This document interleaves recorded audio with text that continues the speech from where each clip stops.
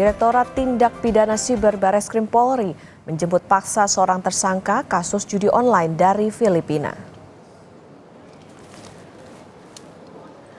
Tersangka bernama Handoyo Salman merupakan DPO dari pengembangan kasus situs judi online W88 yang sebelumnya diungkap Bareskrim Polri pada Mei sampai Juni lalu. Tersangka merupakan warga negara Indonesia yang terlibat dalam pusaran bisnis judi online. Di Tipit Siber Bareskrim Polri sebelumnya telah menetapkan 8 orang tersangka dalam pengungkapan situs judi online W88, di mana 7 diantaranya telah menjalani proses peradilan di Pengadilan Negeri Batam.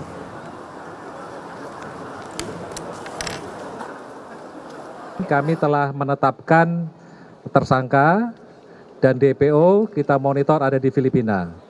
Website W88 ini perputaran uangnya selama 3 bulan pada saat kita melakukan pengungkapan kasus 1 triliun rupiah.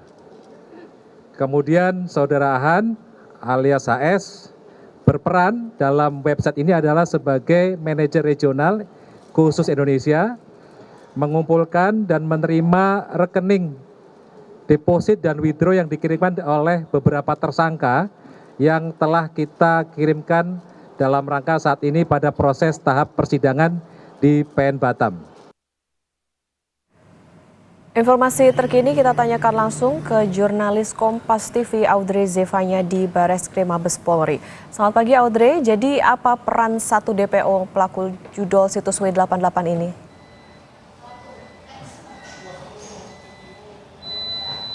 Selamat pagi Okta dan juga saudara. Setelah kita ketahui Bareskrim Polri ini pada akhirnya berhasil menangkap 1 orang tersangka lagi yang masuk dalam daftar pencarian orang terkait situs judi online W88 yang kita ketahui sudah tiba kemarin malam pada dini hari.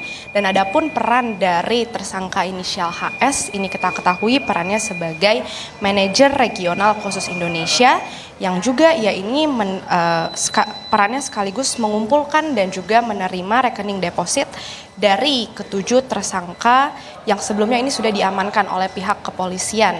Yang kita ketahui sebelum kepolisian ini pada akhirnya menangkap tersangka berinisial HS, sebelumnya sudah diamankan oleh polisi 7 tersangka lainnya yang kita ketahui berada di wilayah Batam yang kemudian dilakukan sejumlah penyidikan hingga dikembangkan dari pernyataan ke-7 tersangka yang pada akhirnya ditemukan menyasar pada 1 DPO yang kita ketahui berada di Filipina yang juga dari pihak keamanan Filipina ini sebelumnya juga sudah menahan tersangka berinisial HS ini pada tanggal 31 Oktober 2024 lalu.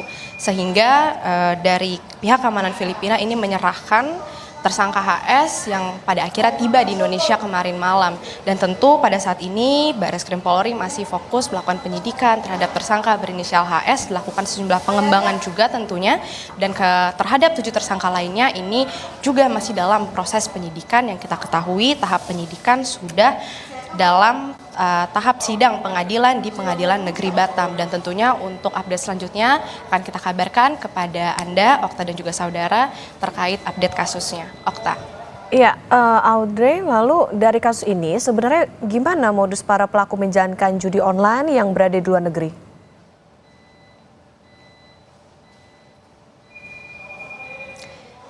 Ya Okta, untuk modusnya seperti apa ini kalau kita lihat dari pernyataan PPATK melalui sejumlah penelusuran yang mereka lakukan, ini memang sangat variatif sekali untuk modus yang dilakukan para pelaku yang kita ketahui ini mulai dari penggunaan money changer melalui penukaran valuta asing, kemudian juga para pelaku ini berkedok melakukan transaksi bisnis ekspor impor ini juga dilakukan oleh para pelaku. Yang kita ketahui untuk pola yang paling sering digunakan oleh para pelaku ini adalah penggunaan money changer yang juga sebagai sarana pencucian uang hasil dari judi online.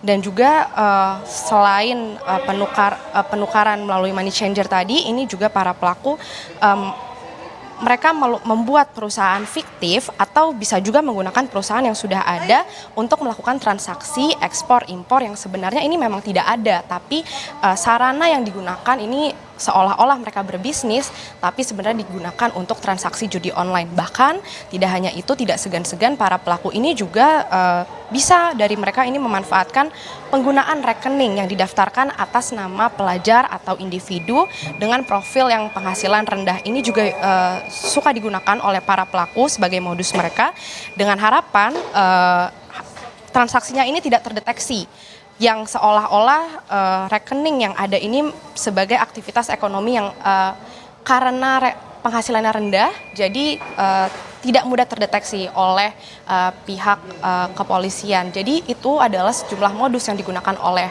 para pelaku yang tentunya saat ini dari pihak PPATK ini bekerjasama dengan pihak OJK untuk melakukan sejumlah langkah strategis untuk mengatasi permasalahan tersebut agar tidak digunakan kembali sebagai modus mereka oleh para pelaku bisnis situs judi online ini. Okta. Banyak modus yang dilakukan situs judi online ini untuk menyasar ke Indonesia. Tentu kita nantikan bagaimana pendalaman dari polisi setelah menangkap satu DPO ini. Terima kasih jurnalis Kompas TV Audrey Zevanya melaporkan dari Barreskrim Polri.